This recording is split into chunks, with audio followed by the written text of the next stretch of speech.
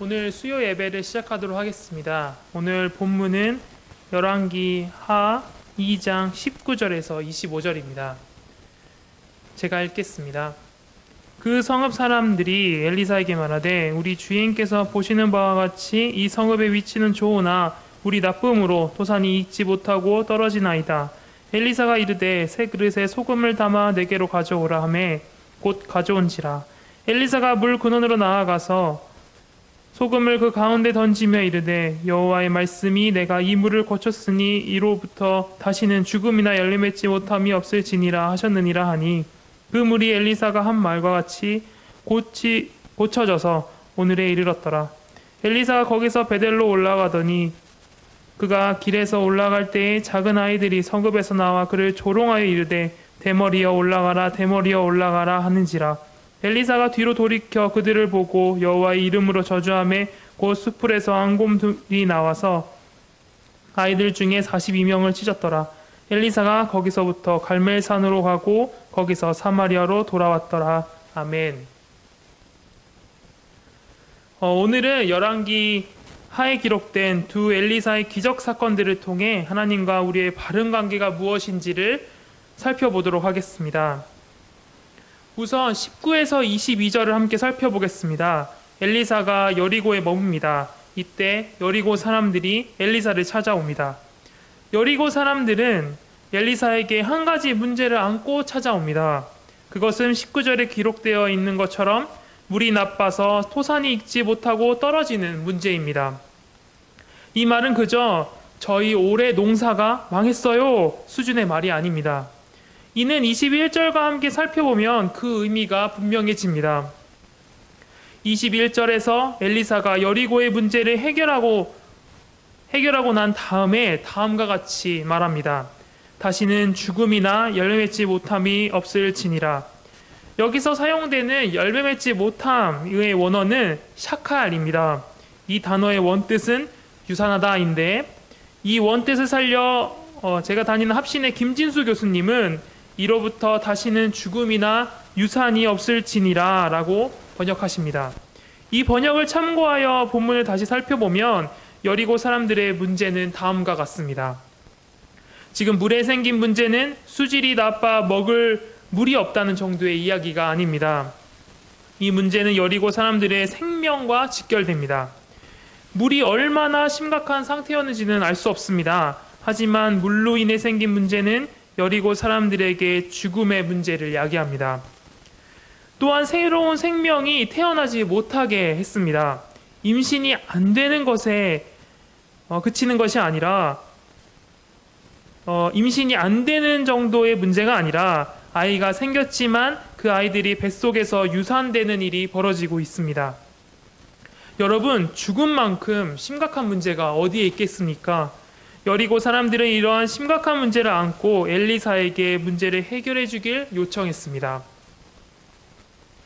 엘리사는 이 문제를 해결하기 위해 새 그릇에 소금을 담아오라 라고 말합니다. 그리고 물의 근원으로 나아가 가운데에 던집니다. 그러자 그 물이 고쳐집니다. 엘리사는 생사의 문제를 매우 간단하게 해결합니다. 여러분, 엘리사는 어떻게 이런 일을 할 수 있을까요?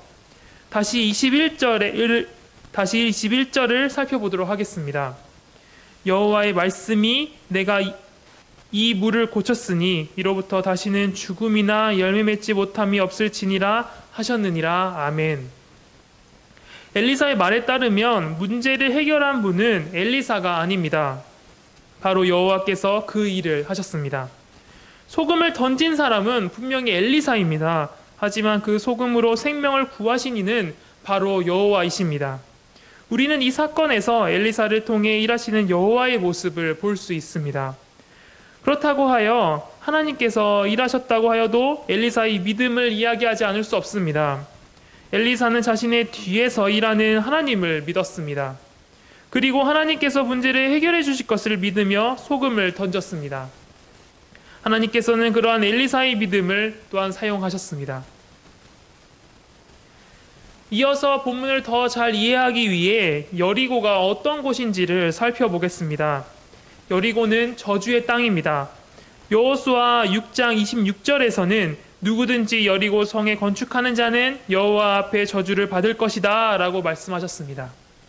여리고 땅 위에 성이 지어져서는 안 됩니다. 이는 여호와의 명령입니다. 그러므로 그 땅의 거주자들은 여호와의 말씀을 어긴 대가로 저주 가운데 있습니다. 하지만 주께서는 그들을 저주 가운데 내버려 두시지 않으십니다. 여호와께서는 그들의 마음을 살피시고 그들을 돌보십니다. 여리고 사람들은 여호와의 종에게 나아옵니다. 그들은 엘리사를 우리 주인이라 칭합니다. 그들은 하나님의 선지자들을 높였습니다. 선지자를 높인 것은 단순히 한 인간으로 그를 높인 것이 아닙니다. 그들은 여호와의 종을 높임으로 하나님을 높였습니다. 하나님께서는 주를 찾고 경외하는 사람들을 내버려 두지 않으십니다. 그들의 요구를 들으십니다. 그리고 죽음 가운데 있는 자들에게 생명을 주십니다. 오늘 본문의 여리고의 모습을 통해 우리는 믿음으로 나아오는 백성과 그 백성의 요구를 들어주시는 하나님의 모습을 보게 됩니다. 이어서 23에서 25절의 배경은 베델로 올라가는 길입니다. 그때 아이들이 등장합니다. 그들은 성읍에서 나와 엘리사를 조롱합니다. 대머리여 올라가라, 대머리여 올라가라. 우리 식으로 말하면 얼레리 꼴레리 저기 대머리 한 명 지나가네, 뭐 이런 식으로 저희가 볼 수 있겠죠. 그 말을 듣고 엘리사는 뒤를 돌아봅니다. 그리고 여호와의 이름으로 저주합니다. 그러자고 수풀에서 암곰 둘이 나와 어린아이 42명을 찢어버립니다. 매우 잔인한 이야기입니다. 그저 놀렸다는 이유로 아이들을 죽이는 이야기라니요. 엘리사에게는 인정이랑은 없어 보입니다. 하지만 이는 우리가 그 자세한 상황을 알지 못하기 때문에 생기는 오해입니다.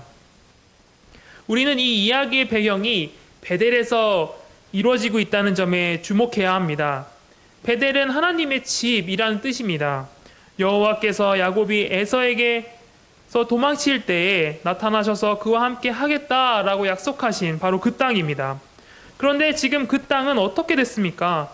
유다의 왕 르호보암은 백성들이 예루살렘의 여호와를 경배하는 것을 막기 위해 베델과 단에 금송아지를 두고 이를 경배하도록 합니다. 하나님의 집이라 불리는 베델에 지금 우상 숭배가 성행합니다. 여러분, 이러한 상황 가운데 그 땅에 사는 사람들이 과연 제대로 하나님을 섬길 수 있었을까요? 그렇지 않습니다. 우상 숭배가 그 땅 가운데 만연했을 겁니다. 그런 땅에서 선지자들 또한 제대로 된 대우를 받지 못합니다. 이런 사회 분위기 속에서 아이들 또한 제대로 하나님을 경외하는 법을 배우지 못합니다. 아이들이 베델로 올라가는 여호와의 종을 모욕합니다. 이는 단순히 한 개인을 모욕하는 것이 아닙니다. 엘리사를 선지자로 세우시고 그에게 능력을 주시는 하나님에 대한 모욕입니다. 암곰들이 나타나 아이들 중에 42명을 죽이는 바로 이 사건은 하나님을 경외하지 않고 조롱하는 자들에게 보이시는 심판의 메시지입니다. 우리는 지금까지 두 사건을 살펴보았습니다. 여리고 사람들의 이야기는 고난에 처했을 때 우리는 하나님을 찾아야 함을 배웁니다. 베델에서의 이야기를 통해서는 우상이 아닌 하나님을 온전히 섬겨야 함을 배웁니다. 이렇게 생각해 봤을 때 이 두 이야기는 우리와 상관없는 이야기가 아닙니다. 고난과 우상 숭배는 우리의 삶과 매우 밀접한 관계에 있습니다. 우리 삶 속에 다양한 문제들이 있습니다. 우리의 삶 속에서 생계의 문제나 믿음 생활로 인한 고난의 문제가 있을 수 있습니다. 또한 우리 안에 우상 숭배가 존재합니다. 황금 송아지만 만들지 않았을 뿐이지 너무나도 많은 우상이 우리 마음속에 있습니다. 하나님을 대신해 우리의 중심에 서 있는 그 모든 것이 바로 우상입니다. 루터는 우상 숭배에 대해 다음과 같이 말합니다. 당신의 마음이 매달리고 의지하는 것이 무엇이든지 바로 그것이 당신의 하나님이다. 오직 마음의 신뢰와 믿음이 하나님도 만들고 우상도 만든다. 이렇듯 우리가 방심하는 사이 우상은 우리의 마음을 좀먹습니다. 방심하고 있는 사이에 우리는 하나님이 아닌 다른 것을 주인으로 여깁니다. 그렇다면 우리는 어떻게 살아야 할까요? 온전히 주님만을 의지하며 살아가야 합니다. 이와 관련하여 베드로는 베드로전서 4장 19절에 다음과 같이 말합니다. 그러므로 하나님의 뜻대로 고난을 받는 자들은 또한 선을 행하는 가운데에 그 영혼을 미쁘신 창조주께 의탁할지어다. 아멘. 창조의 능력을 가지신 하나님께서는 우리의 문제도 쉽게 다루실 수 있습니다. 그분이 하지 못할 일은 아무것도 없습니다. 그렇다면 우리가 해야 할 일은 매우 분명합니다.